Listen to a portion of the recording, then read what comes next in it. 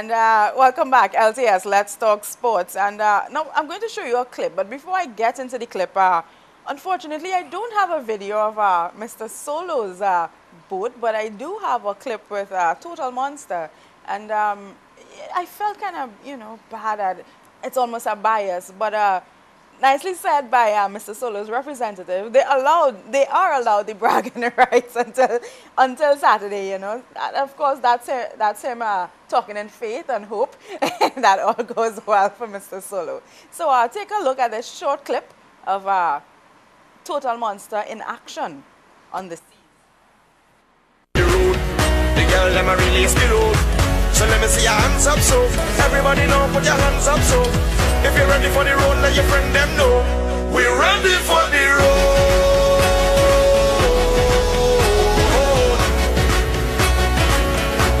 We're ready for the road.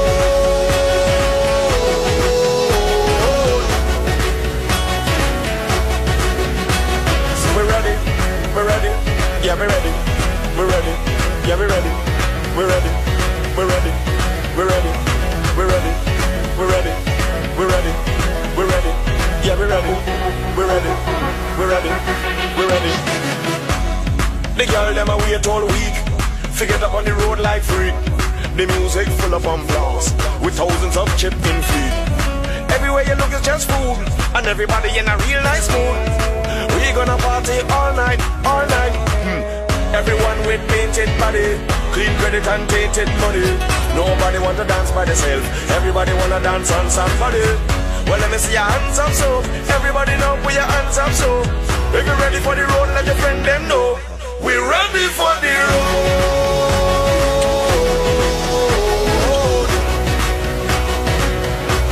We're ready for the road.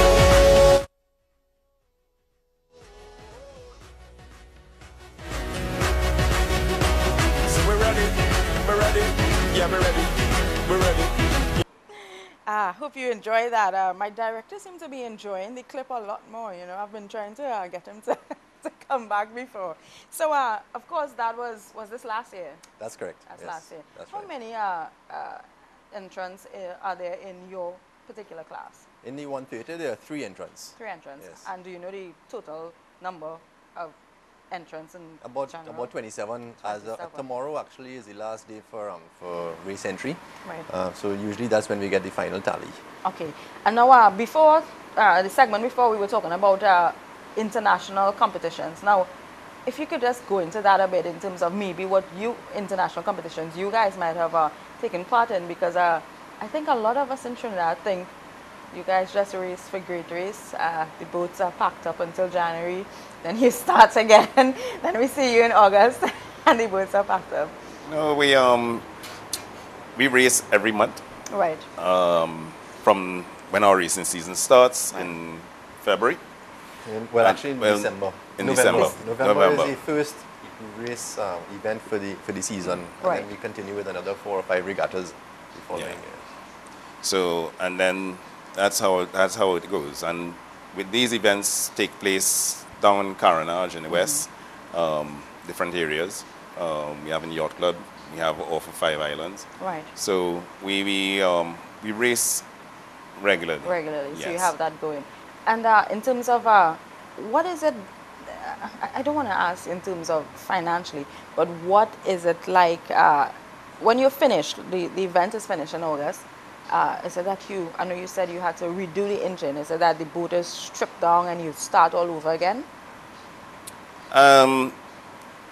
Some boats, Some boats are. they go through all their equipment because the Great Race is such a rigorous race. Right. It takes a toll on boats and body. And individuals. Yes, and after the Great Race, which is our final race of the year, we go through the boat.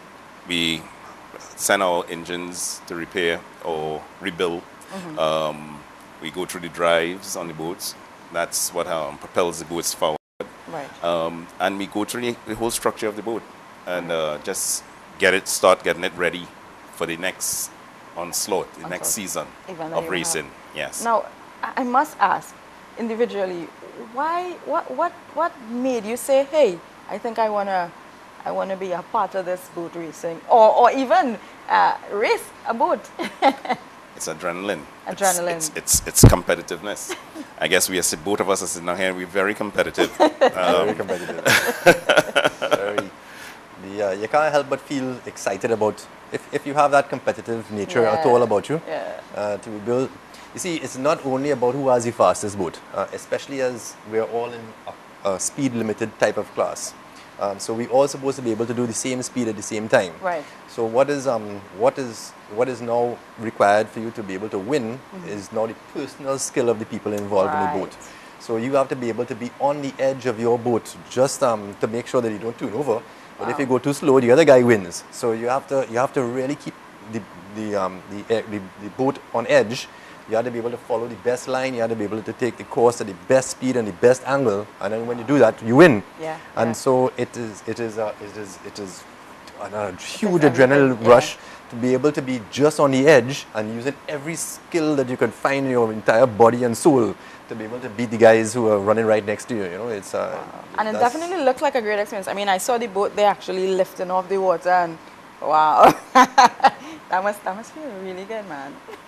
It's good when you're in the air. When you land, is a little bit. It's a whole other feeling. Yes, and you don't really know you're doing that until you see it on video, like because you're inside, so you don't really feel right. Yeah, you know you take a couple hard hits, but it's racing. Yeah. Yeah. And it's the same in every class, eh? The 60-mile-an-hour guys are right next to another 60-mile-an-hour class guy, and he is coming alongside, and if you hit that wave wrong, he's going to get ahead. Wow. And so you have to be able to have that skill to be able to make sure that you're just ahead of the competition who is in your class. So 60, 70, 80 is all very competitive, very intense racing. It's just that the faster classes might get there a little bit before, but we're not competing against the 60-mile-an-hour classes. So you find that each one of the classes, when they arrive in Tobago, the winners of each one of those classes all have the same size trophy, and we all stand up on each stage as champions of the great race, and that's what we look forward to. Nice. So just remind us again, what time the event starts, where do you all start, and where does it end? We're fortunate this year to be able to bring the race, we try to as best as we can, in an offshore environment, to bring the race as close as possible to the spectators along the shoreline. It was a little difficult for us. We had some the harbour, which is the greatest spectator point available at the start area. There are a lot of sunken wrecks inside there, and actually Mr. Solo hit one of the wrecks the year before and caused a problem with their drive. We can't afford to have that kind of thing happen at high speeds. That is catastrophic, and all sorts of terrible things can happen. So this year we were able to work a little bit with the port and work a little bit with the people, and so we're starting in front of the port. We'll come along Carenage area, go along the north coast to Grand Riviere, and inside of Grand Riviere Bay, which is a great spectators point, and then we head across to Tobago and finish in Scarborough. All right, well, gentlemen, thank you for taking time to be a part of the program. Maracas. Oh, you passed it. We're passing the maracas as well. All right. So you started the show, and of course, everything ends in Tobago. So best of luck to both of you. Thank you. May the best man come out on top and lift the trophy. Yeah, so thanks for being a part of the show again. So that's it for our I will program. welcome Alfred onto the stage after he gets to the You would Are you hearing the competitive talk here? He's going to welcome him onto the stage when he takes the trophy. So that's it for our show today, guys. I hope you enjoyed it. Remember, you can check out our Facebook page, Let's Talk Sports space LTS, and of course our YouTube channel, Let's Talk Sports TT space LTS. On behalf of We Sports, your home for local sports, I am Melissa Kudrow. Do have a great and wonderful day and an even better weekend. Bye for now.